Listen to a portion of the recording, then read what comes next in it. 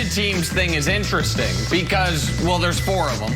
The Lakers have no draft picks to trade. It's not happening. The Clippers have no draft picks to trade. It's not happening. The Kings, listen, I suppose, you know, De'Aaron Fox, a bunch of picks, maybe that could happen. And then there's the Warriors trade that the entire world, except for Kevin Wildes and I, thought the whole world thought it was a ridiculous ask by Daryl Morey. And Wildes and I were both like, I think I'd do that. I think if I was Golden State, I'd make that trade. I'd try to win the title right now. Steph Curry's not getting any younger. But people are going to kill Ben for this. But here's the thing, Brandon. And listen, you've been a star and a pro athlete. You've been a celebrity for almost 20 years now. So you've had an agent. Did you have an agent when you were at UCF? You did, right? No, I'm just kidding. But you've had an agent ever since you were drafted. No, I did not. No. No, of course not. Of course he wouldn't. This is literally what your agent's for. Like, if you are in the entertainment business or in professional sports and you and your employer are not on the same page, you know what you say? Call my agent. I'm not talking to you. And then the bosses deal with the agent. So I don't mind Ben taking this approach. Now, if the report was Ben has cut off all basketball communication, if it's Ben's not practicing, Ben is on strike, well, that's a problem. But if he's like, hey, you guys clearly want to trade me, so tell Rich Paul what's happening, I don't have a problem with it. Here is the problem for Ben, Brandon. I don't think Daryl's not going to trade him for 50 cents on the dollar. So I do think Ben starts the season on the Sixers, and then Daryl sees what he can get later on.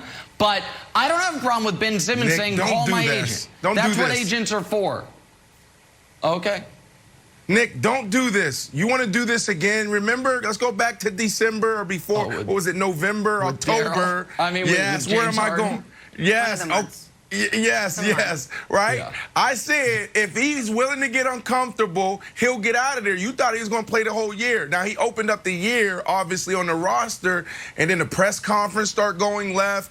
You had Boogie Cousins and John Wall start looking at him crazy and, you know, fights in practice, and then all of a sudden he's traded. Yeah. If Ben Simmons wants to get out of there and he's willing to get uncomfortable, he'll get out of there. Like, think about this is a toxic situation, and Ben is dug in. Ben is probably saying, look, it's not good for me from a basketball standpoint, and it's not good for me from a mindset standpoint. I need a fresh start. This could turn so left where you may see, you know, a holdout. They may, if he's still on that roster and they open up that year, the year starts, he may not even show up.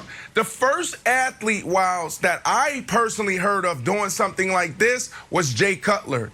All right, he had the great Bus Cook agent, and Bus must have gotten his ear, but Josh McDaniel, who we just talked about with coaching the last block, came in, and he wanted to change everything. He wanted to go get Matt Castle. And then Jay Cutler said, I'm out of here. I'm gone.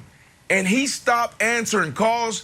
He wouldn't return anybody's call, even his friends. And I didn't agree with it. It hurt a lot of relationships, but he stopped talking to everybody. We would walk in the facility every single day and be like, did you talk to Jay? Did you talk to Jay? Oh, Jay just put his house on the market, put it up for sale. Did you talk to him? What's going on? So this is a tactic that a lot of athletes are starting to use. The first person that I saw do this was Jay Cutler, and it worked. So, you know, this is going to get uglier before it gets any better. And getting better is Ben Simmons out of there before the season starts. Yeah, but he hasn't demanded a trade, which could be coming soon. And if he did, I would like Ben Simmons to just be like, trade me to the Warriors. It's going to be awesome. We're going to win the championship. Because, Nick, I think the Warriors are a perfect fit for Ben Simmons, and I don't care what they have to give up. I don't care about the Warriors' future. I care about maximizing Steph's window and Klay's window and Draymond's window with a wide open West that you only have to worry about really the Lakers. Sorry, I love Donovan, but you're really worried about the Lakers, and that team has so many question marks. You bring Ben Simmons in there, you can make it happen. You don't have to worry about him shooting threes because you got 2 of the best three-point shooters of all time. They were a good defensive team when they were an elite defensive team when they won the championship. Last year they were still good. I think they were 5th. They would get better. Guess what? They were also a super fast team last year. I think they were the 3rd fastest. They would get faster with Ben. And to anyone that's saying, like, what about the future? Oh, you don't want to mortgage the future. Get out of here with that. First of all, Ben Simmons is 25, so he is your future. Man. It is the perfect combination of maximizing Steph's window and planning for your future. If you have to give up your 2024 draft pick because you got your eye on some 17-year-old kid in high school that you think will fit in perfectly with a Steph Curry who's 2 years older as you flop around and try to make it into the playoffs via the play-in game, lose that. Lose me with that. I'm out on it. Well, I think this is the first time I've seen Wilds mad. It's just so obvious. Here's the other element, wildly Brandon. frustrating.